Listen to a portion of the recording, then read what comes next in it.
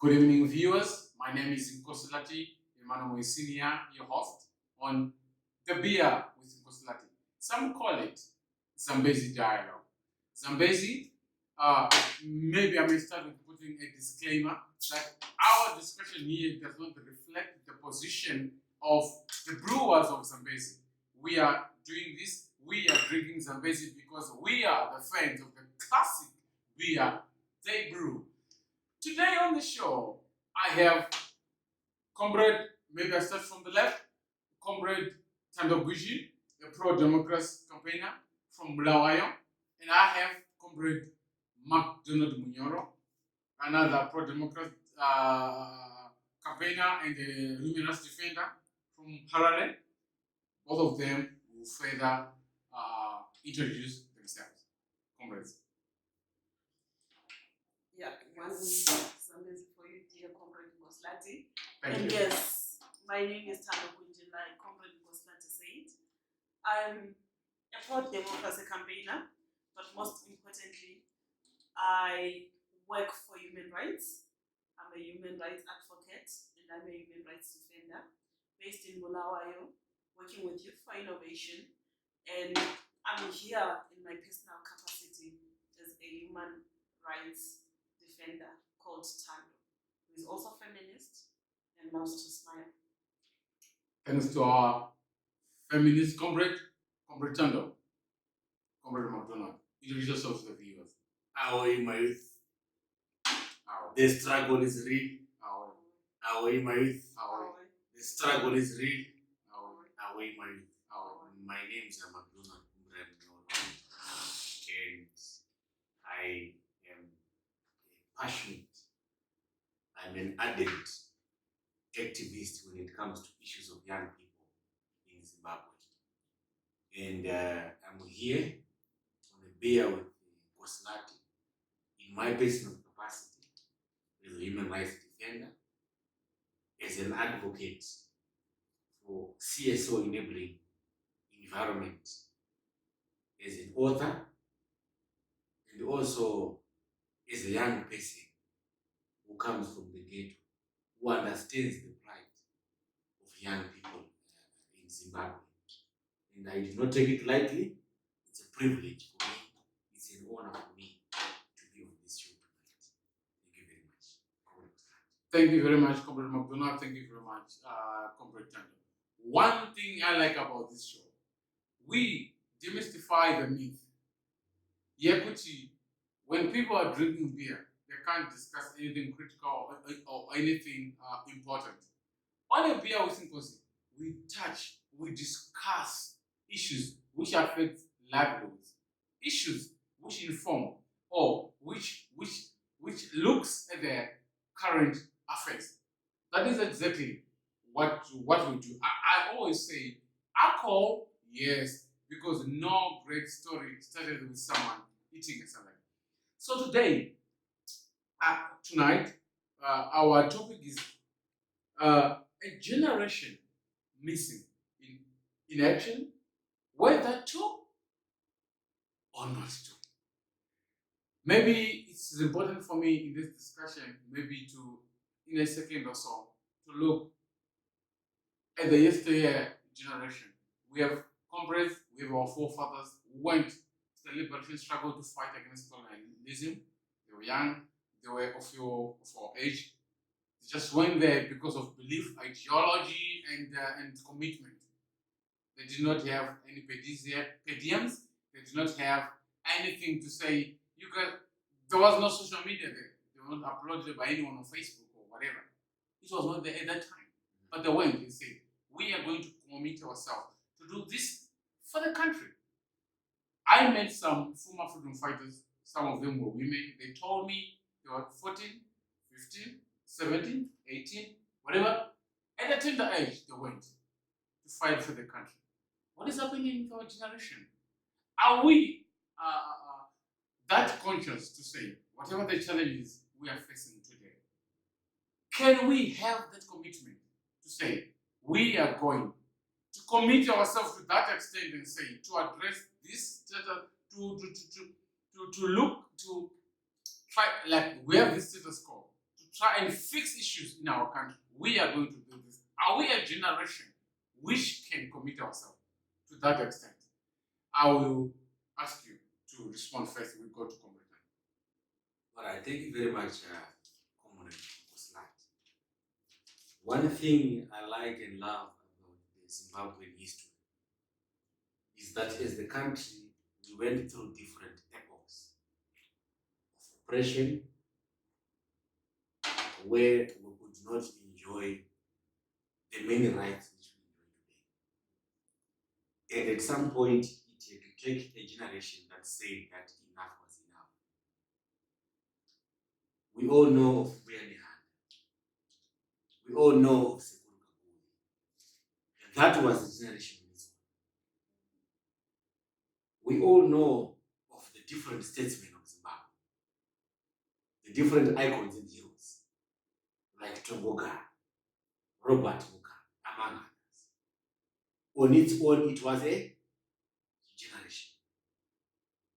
And I think as I am part of this dialogue, I am also representing a generation on its own. And I think one thing when I look back at the history of Zimbabwe that motivates me as a human rights defender, as an activist,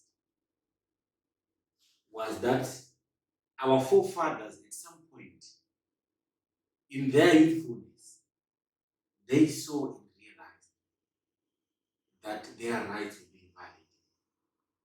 And they decided to do something about it. In their context, it meant that they had to liberate the country. They had to get guns, they had to go into war, they had to leave school, they had to leave their homes. They made very great and immense sacrifices to liberate the country of Zimbabwe. One thing about our previous statesman was his repeated emphasis of sovereignty. We could never have earned sovereignty as a country without what the generation of yesterday did. And from the way in which the topic of the discussion, the dialogue was coined by Comrade Oslat, as the generation of today, we should be asking ourselves if we carry the principles, if we carry the ideology, if we carry the spirit, if we carry the plight, which the generation of yesteryear carried when they decided to leave everything and get in the jungle and at some point bring liberation to the country of Zimbabwe. I am proud to say that I live in a free Zimbabwe. Yes, we've got our issues around freedoms of assembly and association. Things which we went to war for as a country. Yeah. But the 2013 constitution is very clear in terms of what those rights are and who can exercise them. It's simply a matter of the state respecting, promoting, and fulfilling those rights. I remember recently in a youth meeting, and an honorable member of parliament stood up and he said to us as young people that your struggle or your war or your fight or your battle is around economic emancipation of the country. And as he was speaking, as he was pontificating, I was asking myself at the back of my head to say that is that genuinely the struggle and the battle of the generation of today when it comes to our beloved Zimbabwe.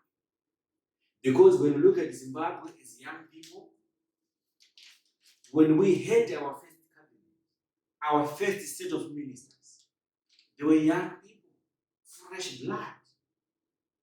Even when we look at the first 10 years of Zimbabwe after independence, ignoring what happened with Kukuraundi, our education, our health, we progressed tremendously as a country to a point where we refer to as the bread breadbasket of Africa.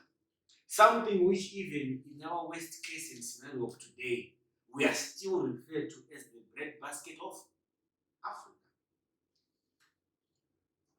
But if you look today at the kind of cabinet that we have, how many of us young people are in that cabinet? If any of us are in that cabinet, possibly we're just one or two. What happened to that spirit of 1980 that we've moved away from? When we stand and say that as young people, we can stand for public office, we can be ministers, senators, we can even stand for presidium, we are seen as if we are agents that are against the state. We are simply young people. We are desirous, we are ambitious, we are Zimbabwe. We are aspiring what is within our own constitution. So thank you very much, Comrade Muslat, for having us on the show. And I think what I can say in concluding on this matter is that the generation of today, we find ourselves in a peculiar situation. We are called so many names: the born frees, the millennials, the entitled ones, the totemless ones. We need to find our identity. We need to begin to create a shared ideology based on our identity as young people. Zimbabwe is ours, today and forevermore. There is no need for us to sleep nor slumber. But we should actually be active. We should stand. We should be heard. We should voice up. We should voice out. We should actually defend what the Constitution of 2013 speaks of and says. Because when you look at it, it is a very progressive supreme law that is inclusive of all and that is mindful of where we need to go, but more importantly, that is also mindful of the Zimbabwe that we want. Whether I am party A, B, C, or D, that vision of Zimbabwe is captured in the National Constitution of Zimbabwe. Thank you very much, Comrade McDonald. I couldn't stop him. He was really flowing and articulating the issues, which are very critical and which most of young people, most of our viewers really think they are of importance. To my next panelist here, Comrade Tan, a generation missing in action, whether true or not true. How do you take it? Where are we missing it? Are we a generation of docile young people? Some say we don't have any ideology. Some say we are crybabies. Some say we are this. Some say we are that. Our first panelist, Comrade McDonald, has alluded to quite a number of issues which I want to believe you were noting. What's your take? Leadership. Firstly, thank you for the opportunity.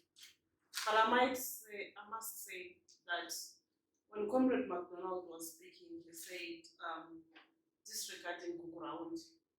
I'm saying that we should not disregard Kukuraundi when we're talking about the gains and the demerits that we've had as Zimbabwe. Why I'm saying so is because the same conversations that you had with those parliamentarians that you spoke to, I don't know who they are, but in my own capacity, I've also had conversations with certain parliamentarians, and they're always emphasizing, let my youth get access to finances, access to the economy, access to land first, before they can talk about politics.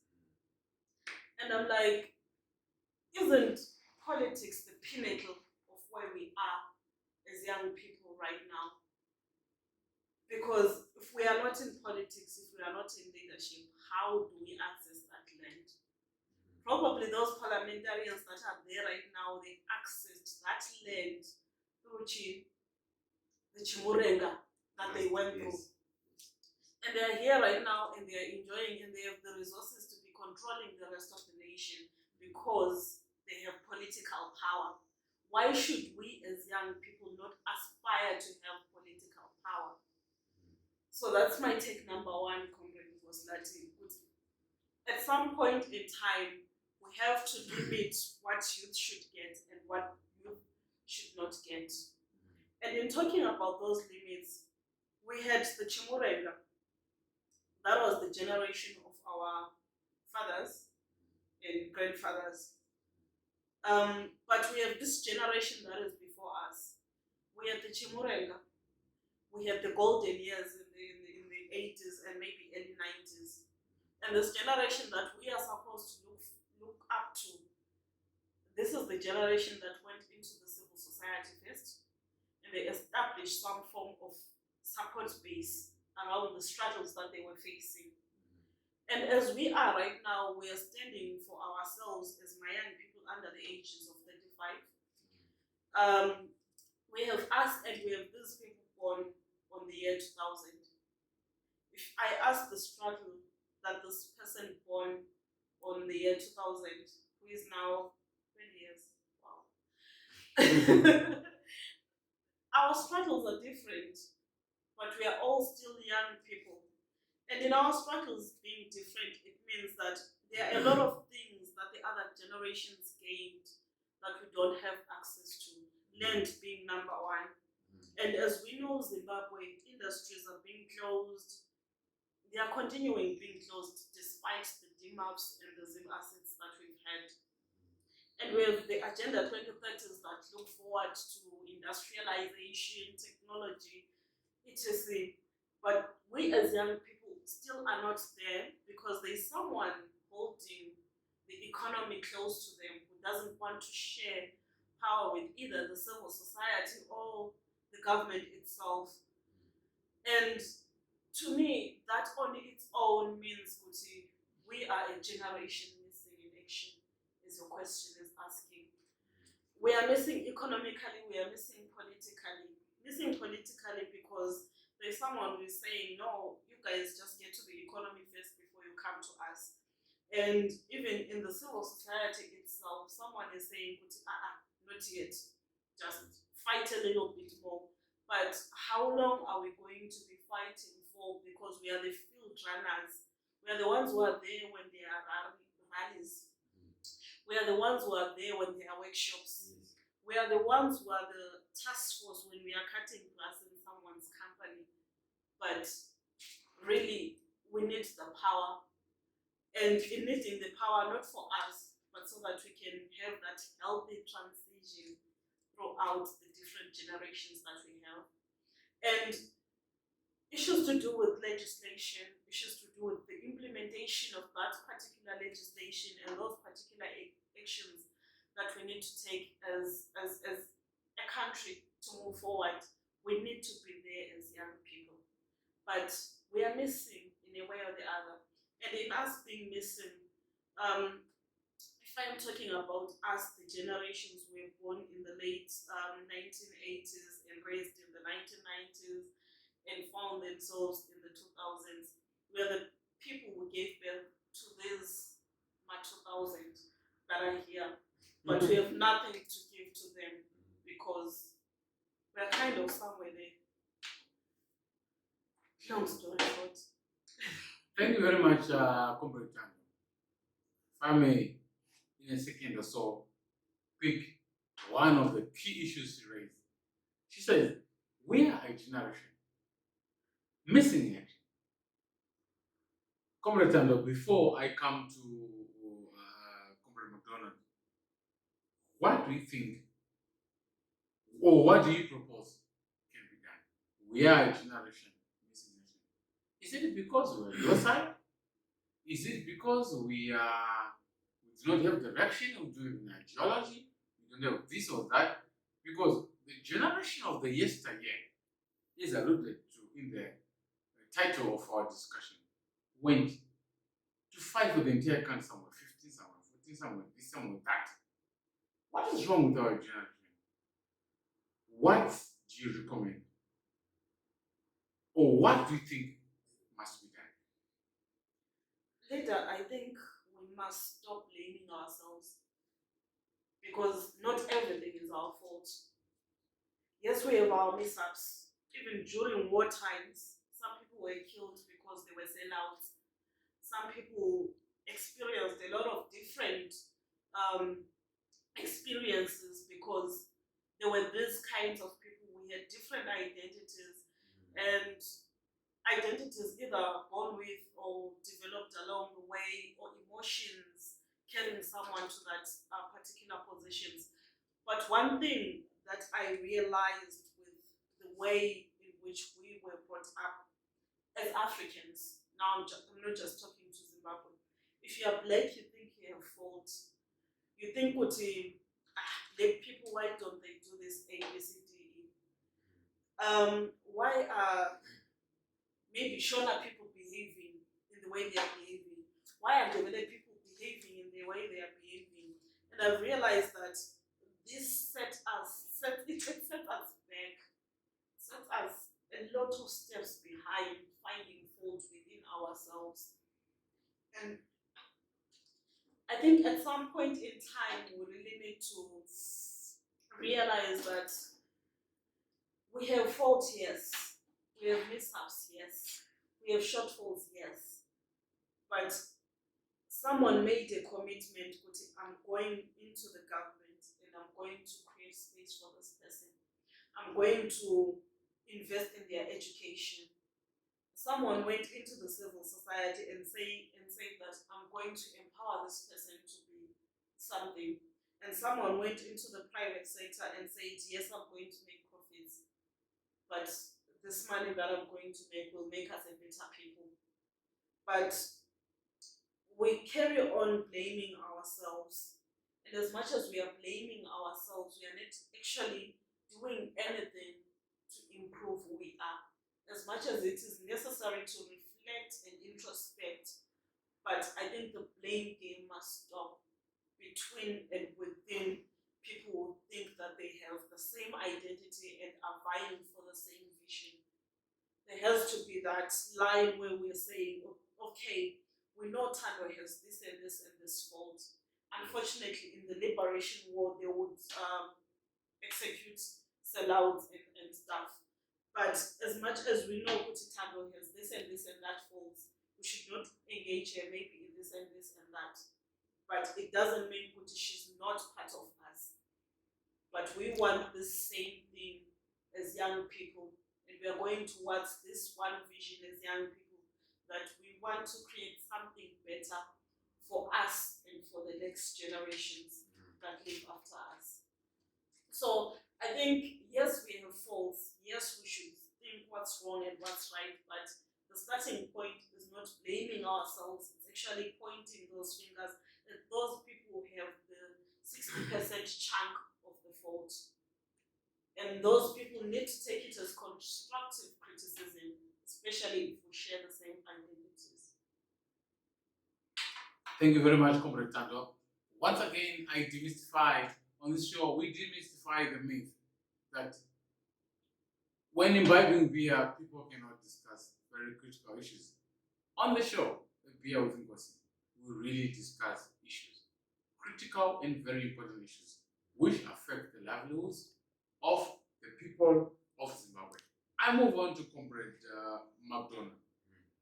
Once again, I remind our viewers that our title today is A Generation Missing in Action. Whether true or not true. To Comrade McDonald, my question is, if this was the 1976 generation, or maybe 1966, you put it your way, do you think we are going to fight against colonialism and liberate, because that's a debate for another.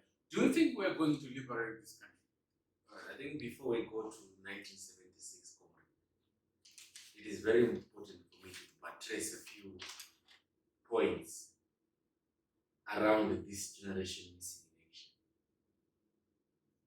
I remember when I was growing up,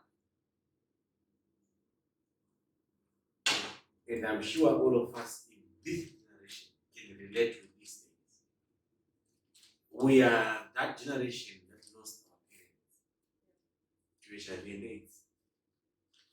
We did not know what it was. It was incurable. For most of us, we grew up without the basic form of a role model, which is the one that you find in your mother or your father. And beyond that, we had to grow up as that generation which witnessed unprecedented economic and political challenges. We are that generation that has never seen a payslip, that has never received a salary. We are that generation in the African context that is considered to be able-bodied to take care of the young ones, but we can't. Because when it comes to issues of economic empowerment, we are disempowered. We are that generation. River Bridge, Pagali,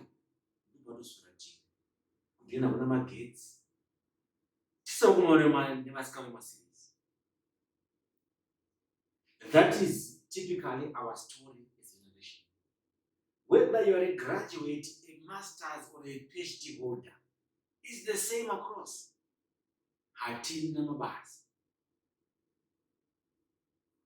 As old as we are, most of us, we can't even marry. We can't even begin to think of having a family.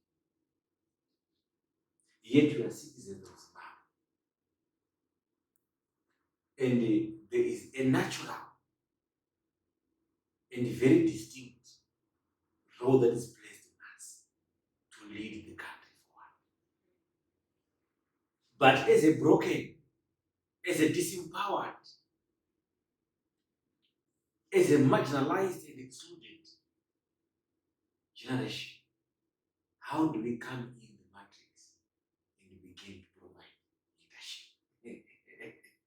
And I think that could be a question which you can provide. But I would want to come back to the issue of 1976. I love the history in high school. If we look at the generation of 1976, they did not have as much technology as we have today. If comrades in the struggle were going to meet comrades in the struggle in Addis Ababa, it would mean that physically they are either walking or flying or driving to Addis Ababa. The generation of today, I am a message away from Addis Ababa. I don't need to fly. I don't need to go there. But the complex issue which defines the generation of today, that makes it so different from the generation of yesteryear, is that as young people, we are not homogeneous. Our struggles are different. They are peculiar. They are distinct. They are unique in their own way. And on the show is a free space. They wanted to do a cheers because the points are so in their uniqueness, we cannot compare to the generation of 1976. Because then, in 1976, we were under colonial rule. It was evident to all that this is colonialism. But if I may ask you today, how do you see and pick that this is pre-colonialism? How do you know that the white man is still in charge and ruling Zimbabwe, even if we say that it is a sovereign state? None of us can see that. And I think for most of us as young people in Zimbabwe, we truly believe in the mantra that we are a sovereign state. But if we truly look at our economics and our politics, are we a sovereign state? If we look at the generation of 1976, Zimbabwe had no constitution. Zimbabwe had not even a name, among many other things. It was very easy for people to come together to say, who do we call ourselves as a country? It was very easy for people to come together and say, how do we liberate ourselves? Remember, today we are a sovereign state. The key issues that we have as a country today are around constitutionalism. To say we went through the COPA process, we created a document. How does that document speak to us as Zimbabweans? Meaning to say that the generation of today is with a starting point, 2013 Constitution. It's unlike in 1976 when they did nothing to show for their blackness, for their Africanness, for their being Roshi or Mutapa or Ndebele states. Yet today we have those things inherent in the Constitution. I think, McDonald, I'm sorry, I have to interrupt you, and I'll give you maybe 3 more seconds, or let me say 30 seconds, to say you have raised the issue of constitutional amendment. Before I move on to Kumbretano, I want to know whatever the constitutional amendments which are there in the Zimbabwean constitution that we had, or that was approved in 2013, I believe that's correct. What is there? What is good for the youth? What is not good for others? But I'm giving you maximum of 1 minute. We have Section 20 as young people, which speaks about opportunities for young people in education, their political participation and representation in all spheres of life, their economic empowerment, their opportunities to recreation facilities, and broadly speaking, a national non-partisan program that can empower people in the country. But Section 20 is located in the national objective of the country. It is not in Chapter 4 of the Constitution, because Chapter 4 is with the Bill of Rights. Chapter 4 is binding to the state and any agent of government. Section 20 is not binding to anyone. It simply guides how we think around policy as a country. And I think when it comes to issues of constitutionalism, when it comes to the struggles of young people, the Constitution was enacted in 2013. We are in 2020. Exactly, I think 5 years or so. Almost 7, if you haven't put that in. But already we're talking of amendments to the Constitution. If we, in the spirit of the 2010 Constitution, implemented and failed on what it said, or we're taking a premature political move to begin to change the Constitution to suit and to meet the needs of a certain political elite at the expense of the Zimbabwean citizen. Thank you very much, Comrade McDonald. Once again, viewers, here on the Beer with Nkosie, I said it and I will repeat again. It is a myth that critical and important issues can't be discussed over beers. We are drinking beer, we are discussing issues which affect the young people in Zimbabwe and which affects the majority of the Zimbabwean people. So I'll move to Comrade Tano. This is the last segment of this session. Comrade McDonald is alluded to quite a number of issues. What is your take? Is it our struggle and the struggle of the comrades of the yesterday is different? He said that, okay, precisely what the comrade said. What's your take? Responding directly to a question that he asked. I know it was a rhetoric question, but we have not really aligned our constitution to all the laws that we have in this country. I'll give an instance of the Criminal Codification Act. It is still aligned to that other constitution that we have had. It's not really aligned to this particular constitution that we have right now as a people in Zimbabwe. And there's a lot of work around that. And apparently in the previous year or two, we've tried to make sure that we just fit everything in there. We've just tried to make sure that things are just crammed into that little space that we have had in after the 2018 elections. And in so doing, we have not really thoroughly thrashed. Our constitution is fully aligned to the laws that we have as a country. And after that, we now want to amend our constitution. What are we amending in the constitution? We have not empowered young people, as we are saying in the constitution. Yes. We have not, even if it's just the thinking around, as McDonald has said, even if it's just the thinking around how we implement Section 4 and how we implement the rest of the provisions that are there in the Constitution. We've actually not really had the time to think around, to implement, to fail, then think of a new strategy. But BAM, we are amending our Constitution.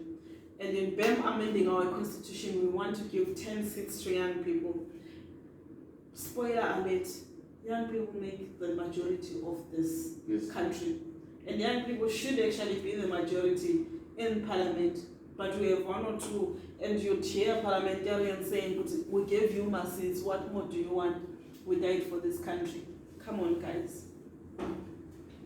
We can't carry on living in a shadow that was the liberation struggle. We died in, I'm assuming when we are saying we died for this country, we mean that we died before 1980. Mm-hmm.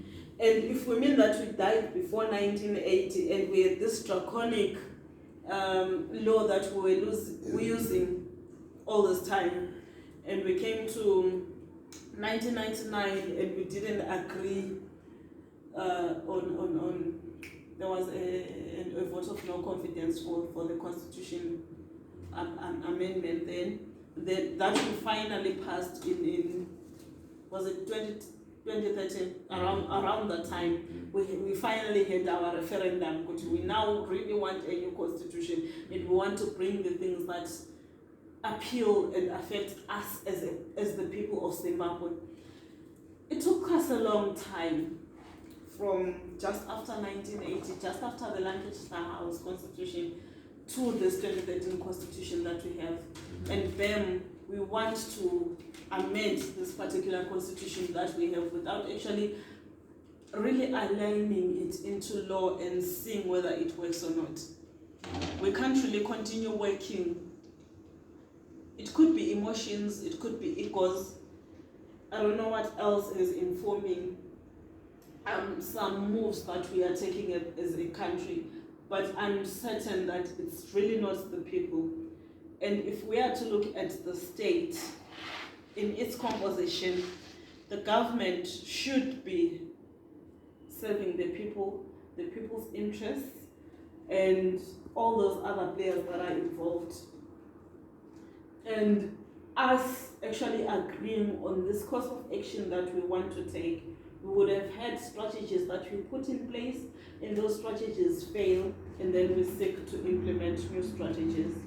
But just because someone thought, no, young people are actually not ready to be here, and someone later on thought that these young people are actually making so much noise, so let's just give them a few 10 seats. Really, that cannot be the basis of us amending our constitution, or saying that we're not looking at gender equality, but the world, when it's moving towards the Agenda 2030, they are really looking forward to gender equality. And certainly we as a people really need to amend our constitution to give an extra timeline to the proportional representation. That cannot be our basis of amending our constitution as a people. We should really implement some of these provisions in the constitution, and in our implementation we fail, or maybe we succeed and we see that we need to extend, or maybe we fail and see that we need to change. For us, because a constitution is something that doesn't only speak to the previous generation that fought for this country, or the generation of civil society activists, or our generation, but it's affecting our children and the generations to come as well. So when we are amending that document, it's a very important document that we should not really take lightly. I know us as Zimbabweans, we really love joking, and when anything comes into our conduct, we even joke about the proposed, okay, let me not get into the American war, but we joke about almost everything.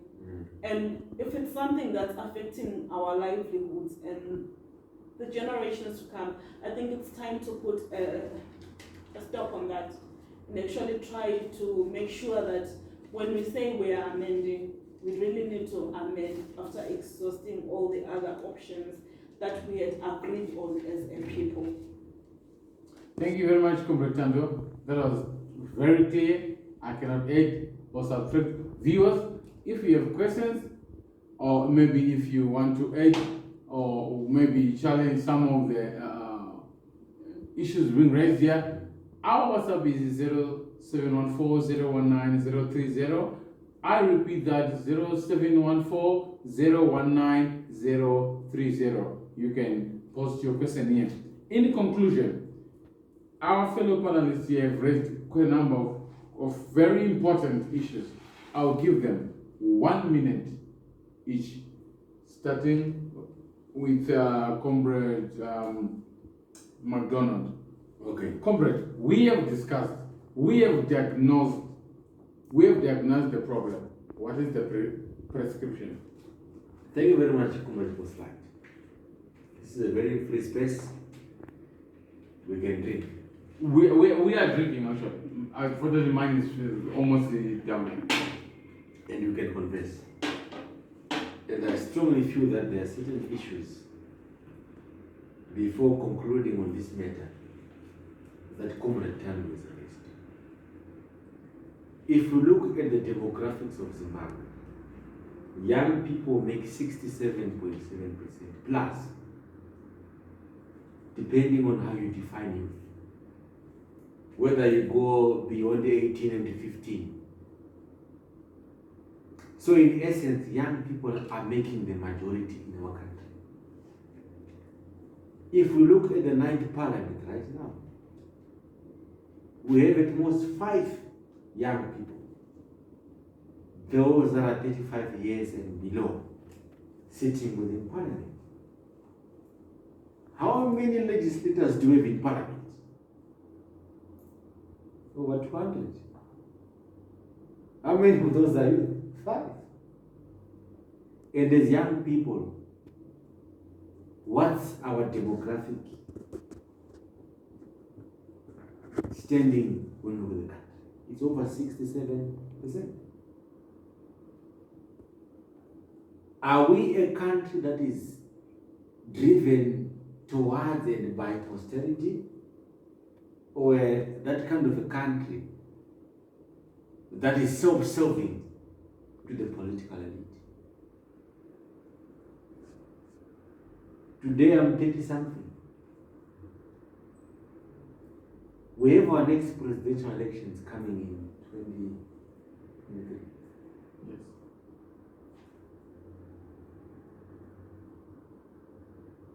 As a young person, I might want to stand for public office. But for me to stand for that same public office, as a councillor, as an MP, I have to be 21 plus years. Yet the Constitution provides clearly that at the age of 18, you can vote and to be voted into office. we need as a country to address the inconsistencies that are locking out our young people when it comes to public office. Yes, we've got the generation of yesteryear in office today. But how Zimbabwe will look like after 20 years has nothing to do with the generation of yesteryear. But it's got something to do with what this generation does in terms of providing leadership, in terms of taking initiative. If the country cannot believe in us today, and then we just wake up after 5 or so years, and we start to believe in us, what are we saying? Is it? How will the world judge us? As a young person, 35 years and below, I cannot sit in the Senate. I cannot even stand for presidium.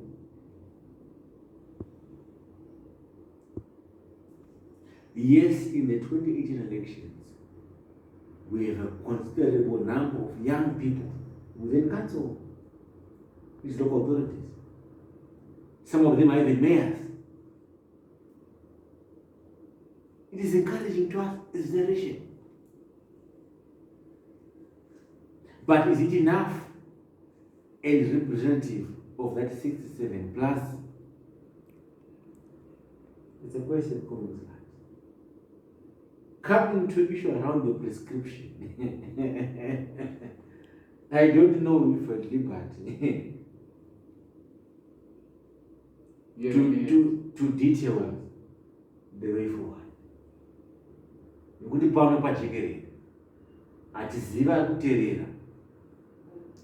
But what I can say is, as young people, we need to be clear of our agenda. Is it going to be about economics? Is it going to be about political, rather public office? Because to me, political participation is another thing. Is it going to be about ideology? To say that as young people, what do we stand for collectively in our differences? Is it going to be an issue of the Zimbabwe that we want as young people in Zimbabwe? Number one. Number two, as young people, we need to defend the 2013 Constitution. It is crystal clear in everything that we want and desire out of even the current leadership in government today. Number three, we need to come together in our uniqueness, in our diversity, in our differences as young people.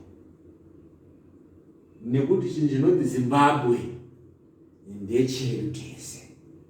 Chero ndakamuka ndiri kudiaspora ndiri kupi. Home is Zimbabwe. I will have to cut you because of time.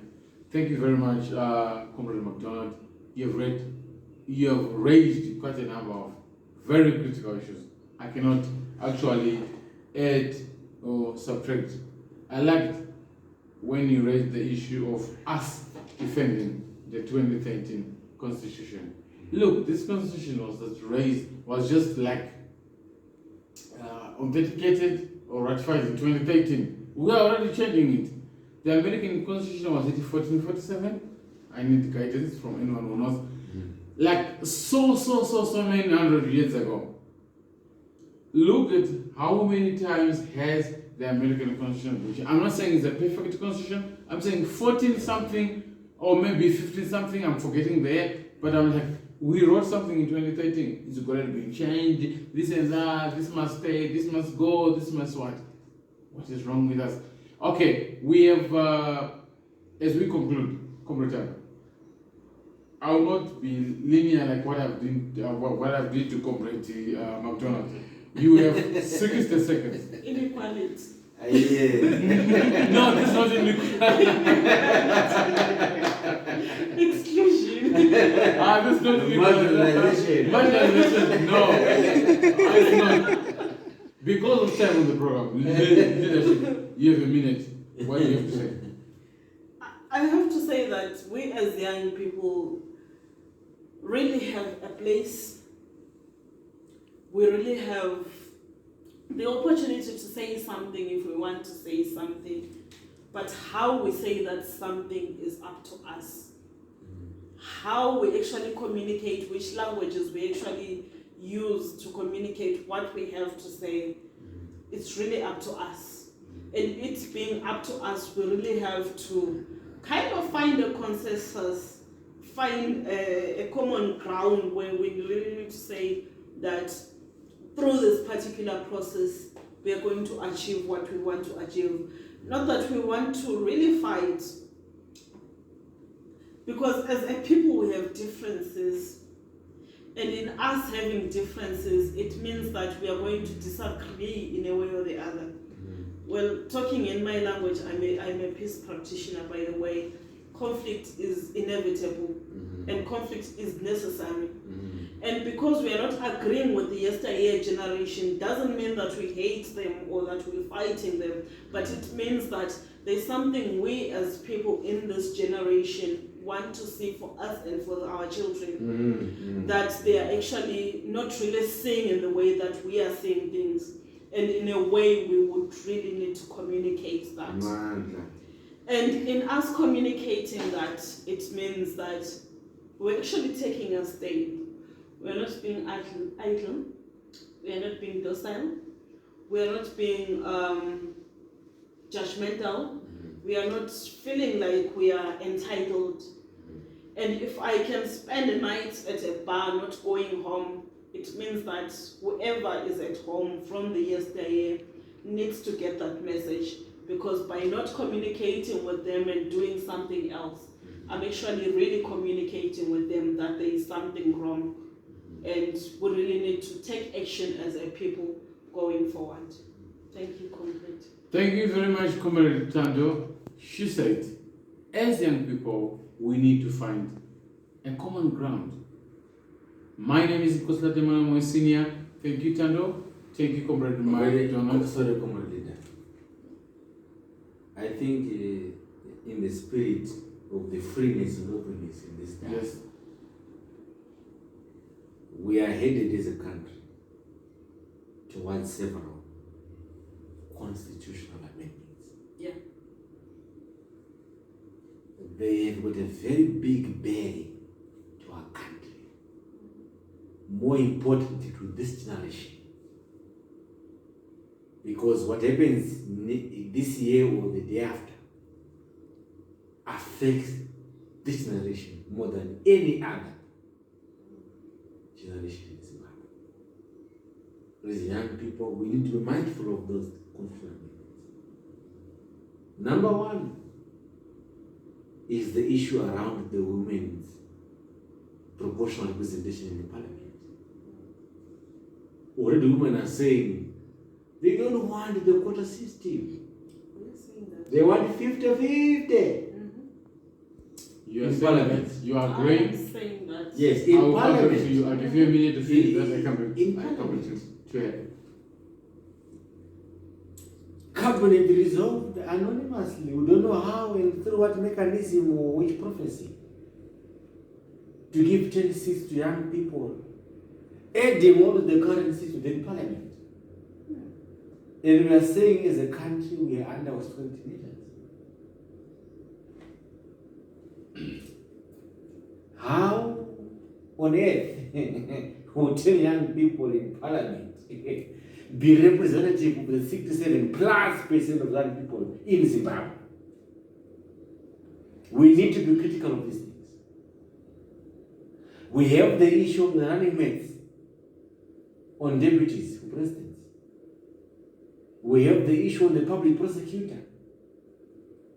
As a country, because these are fundamental changes to our constitution, we need to know beyond the proposal what this means for our tomorrow. One thing about the 2013 constitution, it promoted democratic participation. And some of these amendments are going to close or limit that democratic participation. The Why? Because power and more power is vested in the presidium. That is my case. Thank you very much. The comrade has raised quite a number of very important issues, but because of time on this program, we have a minute, two or so to finish. So what are we going to do? I will ask the comrade Tando. We have had the issue of the women's quota. What is your take? Proportional representation. Did it work previously? Is it going to work in the future? I'm happy that it's going to be extended into beyond 2023. That's good news for me. I believe in that. But did it work previously? Is it going to work? You can answer better. What is okay? Yes. I honestly don't know why you're happy. Yeah. I really The don't same know why with you're me. happy. No, I think that's on its own answers why, or the question that you were asking on whether it was work or not. Yes. I honestly don't know why you're happy. Because I, as a young person, I am 18 years old. I'm not saying I'm an but let's pretend I'm 18 years old. Let's pretend I'm 18 years old and I'm able to vote and able to be voted for.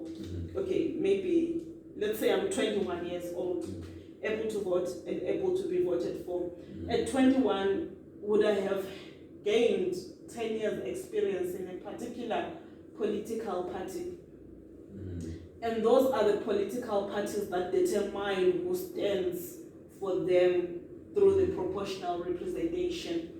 So if I don't have that 10 years experience in MDC or ZANU or whichever political party, MRP, etc., I would not be able to stand for that proportional representation seat, even if I am in Gulumane, which was reserved by my particular political party to be a proportional representation seat. So it's something that we really need to be thinking around. What does it have for the young person? And at 21, I should be at a position where I'm making decisions based on the little experience that I'm getting. Okay, since I was 18, I joined this party and I learned this, and I was exposed to that political party and I learned this. And at 21, I'm running for elections. From 18 years to 21, it's not that 10 years. And really, the proportional representation system was disadvantaging the young person. Yes. And if I were to talk about a lot of other issues to do with youth participation, we really have been disadvantaged from a position where we are young, number one, and number two, we are trying to make ends meet. We're trying to find our footing, and being youth means that you're transitioning from this position from childhood to adulthood. And in me transitioning from childhood to adulthood, automatically in those 3 years between 18 and 21, I should have learned a thing or two, and I should be experiencing a thing or two about whatever is happening around me. But we are always being told about experience. I started being a politician when I was a youth. Now I am MP because I've grown. And if you are to put your young people into this 10 MPs that are going to be coming in, and in you being put in that space, it means that you can't really be 30 years. Because if you are 30 years,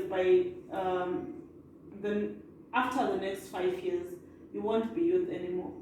You won't be representing my 2000s that are coming through.